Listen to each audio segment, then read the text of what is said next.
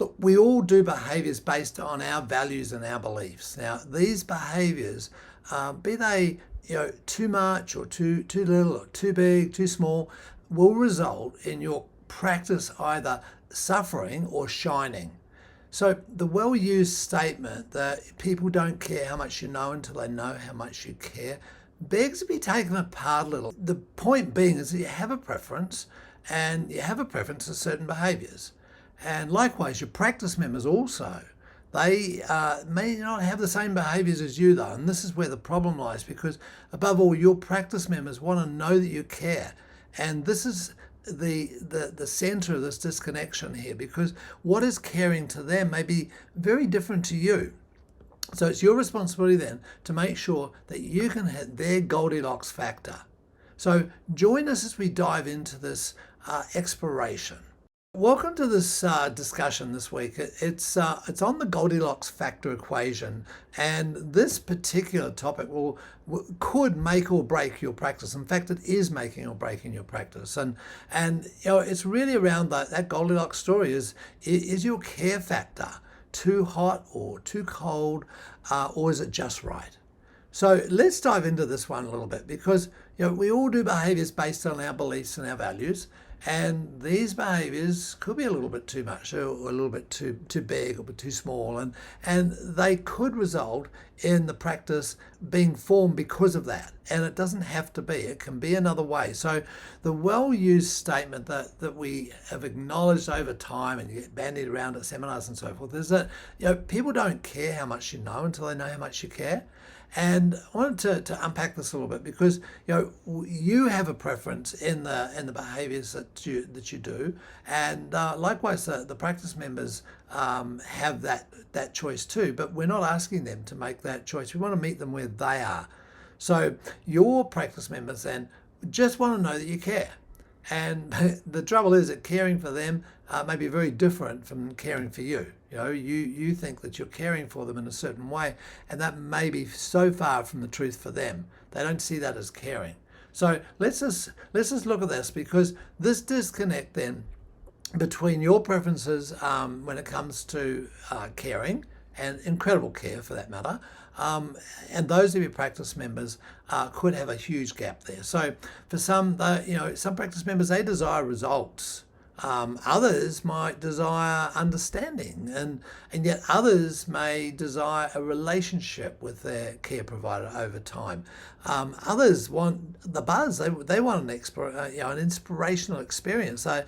Some may want a mentor. Some may want a guide. Some may even want a counselor. So there's a whole range of things that tells a person that you care. And this is the way in which they can tell that they're getting care, or they're getting a caring care, if you like. So I can promise you one thing though, that when you understand and meet people in their Goldilocks factor, they'll be attracted to you. They're going to trust you. They'll move towards you. They'll keep their appointments. They'll refer their friends and give you the chance to get services really well delivered.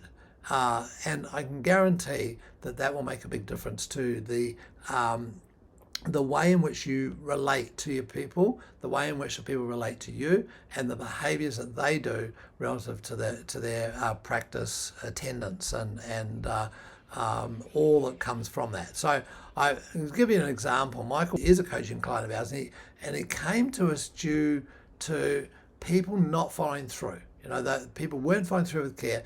And this guy has the highest level of certification in his technique. He practically lives in postgraduate seminars at weekends around the world, sucking up new ways of helping people. Very, very conscientious and fastidious in terms of the detail of his technique application. And he nerded out, in getting every aspect of his technique perfect. And he was exquisitely trained, but his practice members didn't value the care despite getting great results, which seems weird, doesn't it?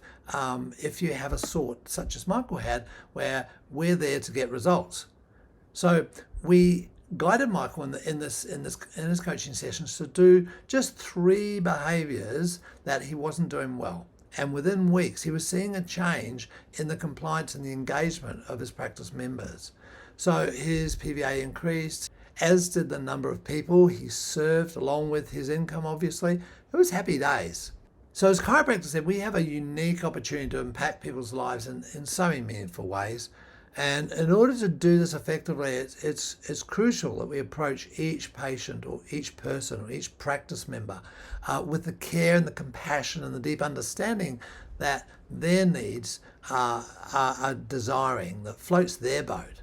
And we know that it may be very different to our own personal one. So I wanted to address four main components here of care. And one could be careless.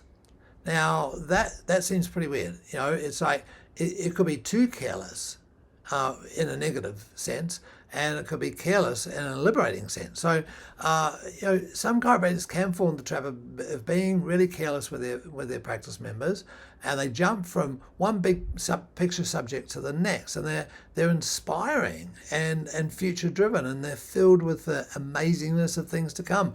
Philosophical constructs are really important, and the possibilities that await people under care are just massive. And so this gives an animated, positive, affirming viewpoint, but it often doesn't listen to people's concerns.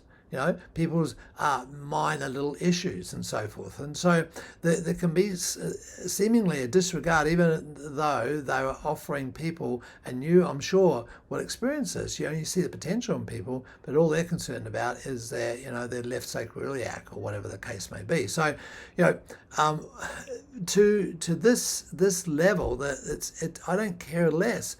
It's like, why you're getting adjusted is the most important thing, and it's more important even than the proper technique. And techniques come and go, and techniques are not considered to be a really important thing as long as the input's put in there with an intent, and the body heals from above down, inside out, and that's the premise of this area, which is in some respects could be seen to be careless, because the care factor isn't necessarily right down to the person in their model of the world. So, it could, and it can, and it does diminish people's results.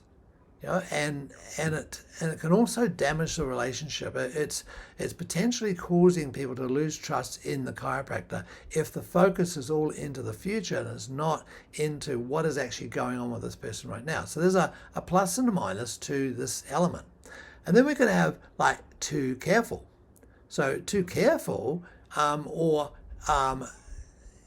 incredible care is also a negative and positive, and this then it allows you to dive really deep into the past references for a person. And so you'll find that being really careful is only doing things that have external peer-reviewed a nature to it, that it's being overly cautious, it's avoiding certain techniques in case they may cause a problem, it's not challenging the practice member to progress in their care, and it's not giving appropriate care plans too.